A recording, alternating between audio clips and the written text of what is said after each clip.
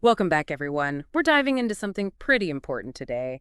How to handle those tricky situations where, well, let's face it, people aren't always completely honest. Yeah, it's something that a lot of people on the spectrum can find particularly tough. For sure.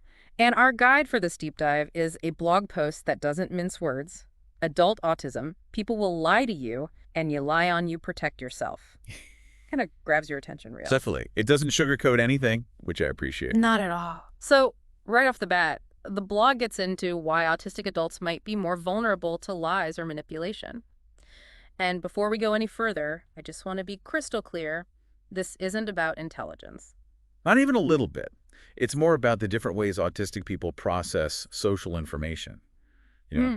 or how they interpret cues. Okay, that makes sense. And there can be like a natural tendency toward trust, which is great in many ways, but can also be, well, taken advantage of. Right, like the blog mentions someone giving out personal information because they take a request at face value. They might miss those subtle signs that it's not quite right. Exactly. It's about seeing the world through a different lens, not about being any less intelligent. And the blog even uses this term autism tax, and not just financially speaking. Right. Autism tax in this sense is more about the social and emotional costs that can come from these differences, the extra challenges. Can you give an example so people can really grasp what that means? Sure. Imagine being taken advantage of, say, financially, because you were super focused on the numbers and missed the manipulative language. Oh, I see what you mean. Or maybe constantly second-guessing yourself socially, because you're never quite sure if you've read a situation, Hmm. right? It's exhausting. These little, almost invisible taxes that add up. Precisely. And those can be especially hard to deal with on top of the financial struggles many autistic people face. Because if you're already struggling, you're maybe more desperate, more likely to fall for a scam or lend money you can't afford to lose. Exactly. A double whammy. Almost. Okay, so we've got this vulnerability factor, but then the blog goes even darker. Lies told about you. This isn't just someone being dishonest to your face, but actively spreading falsehoods. Ugh, yeah.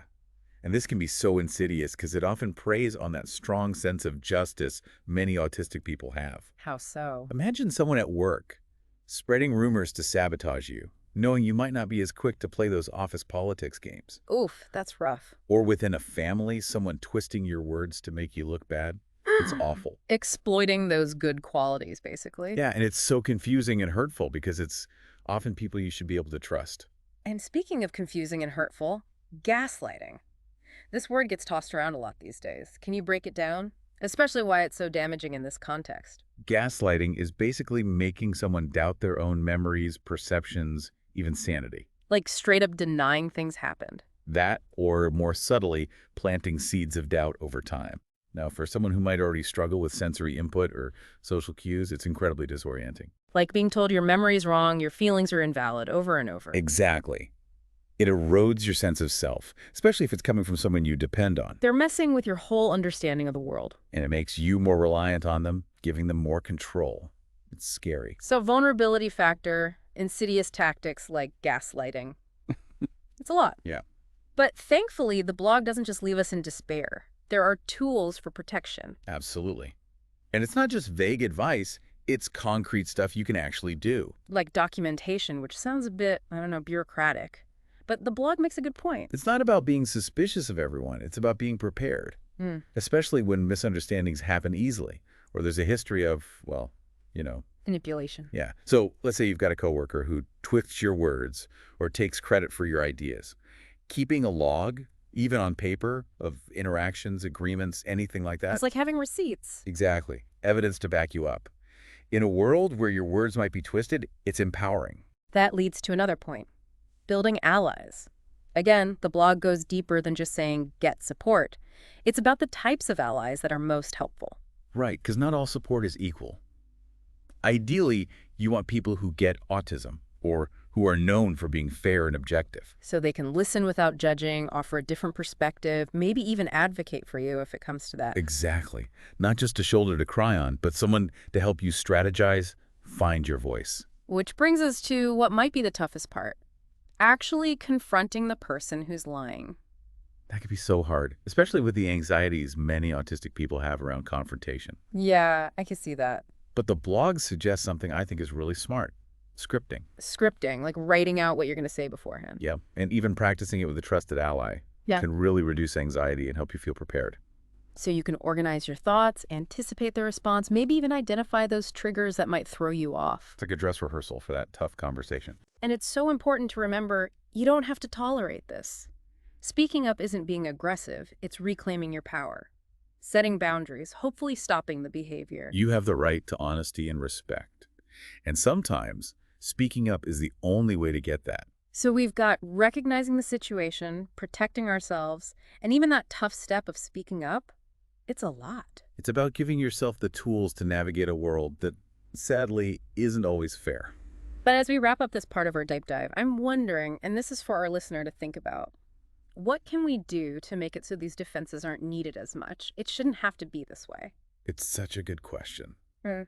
Maybe it starts with how we communicate, being clear, respectful of neurodiversity, not taking advantage of someone's trust. Or promoting a better understanding of autism so people don't equate it with, being gullible. Absolutely. It's about honesty and respect being the foundation of how we treat each other. Well said, and I'm really curious to hear what our listeners think about this. We'll be back soon to continue the conversation, but in the meantime, take care, everyone. See you soon. It's about creating a space where everyone feels safe to just be themselves, without worrying about being used or tricked. Building on that safety idea, I'm remembering the blog pointed out some situations that are like extra high stakes when it comes to lies, places where the damage can be really bad. Yeah, and one that's especially relevant for autistic adults is romantic relationships. The blog talk about love bombing as a major red flag. Love bombing, isn't that where someone's super affectionate really early on can be pretty intoxicating, right? It can. It's that intense, overwhelming kind of attention, gifts, big gestures, and it might feel amazing at first, but for someone who maybe has trouble reading intentions or really craves connection, it can be a trap. Because you get swept up in it all, the constant reassurance, it's like a dream come true, especially if you felt lonely or misunderstood before. Exactly. And for someone who's more trusting, takes things at face value, it's hard to see it's not genuine, that it's a way to get them to give something up, whether it's emotional vulnerability, money, even control over their own life. It's almost like emotional camouflage, hiding the real motives behind all that niceness. And it can be so disorienting when that mask slips. You realize the person you thought you knew is totally different. Heartbreaking, and sometimes financially devastating too. It's a reminder to be careful, even when it comes to love. And on that note of being careful, the blog also mentions something so relevant these days: online interactions. It's not just face-to-face anymore. Right. Lies and manipulation can happen anywhere online, social media, dating apps, games. It's so easy to create a fake persona. And for someone who takes things literally or struggles with those subtle social cues, online can be a minefield. It is. And it's a big worry for parents and caregivers, too. They need to be teaching their kids about online safety, spotting those red flags, having good boundaries, just like in the real world. Knowledge is power, right? The more you know, the better you can handle these things. It's not about being scared of the world. It's about having the tools to engage with it safely, honestly. So we've covered types of lies, the motives behind them, the situations where they're most likely to pop up. And most importantly, ways to recognize those situations and protect ourselves. This has been so insightful, but I'm curious, from your perspective, what's the one thing our listeners should take away? The most important piece of advice? That's a good question. Hmm. I think at its core, it's this. You do not have to tolerate lies or manipulation from anyone. No matter who they are, what their excuse is, you have the right to speak up, set boundaries, protect yourself. That's powerful. Trust your gut. If something feels wrong, it probably is. Don't ignore those feelings and reach out for support to those trusted allies we talked about. You're not alone in this. Trust your gut, set boundaries, seek support. It all comes back to self-advocacy, doesn't it? It does. Knowing your worth and refusing to be a victim. Which is easier said than done. You're right. Speaking up can be terrifying. It takes practice, courage. But every time you do it, you're not only protecting yourself, you're setting an example for others, showing them it's okay to say no, to demand respect. It's like a ripple effect, one act of courage inspiring others. Change doesn't happen overnight, but it starts with each of us using our voice for good. So well said. This whole conversation, it's made me think. We talked about lies told to you, lies told about you, but what about those lies we tell ourselves? Isn't it true that sometimes the hardest person to be honest with is, well, you? It's so true, and it's something we don't talk about enough. The blog focus on those outside threats, the lies coming from other people. But yeah, sometimes the lies we tell ourselves are the most damaging. They can really mess you up. Yeah. So, what kind of lies are we talking about here? What are some examples that autistic adults might be especially prone to? It could be anything from like downplaying your achievements, thinking you're not good enough, you don't deserve good things, Hmm. or maybe masking who you really are just to fit in, even if it makes you feel exhausted and fake. It's like silencing your own needs to please other people. Exactly. And it's especially tough for autistic people who might already feel different. You know, that fear of being found out can be so strong. That whole imposter syndrome thing. Yeah. Like you're a fraud waiting to be exposed.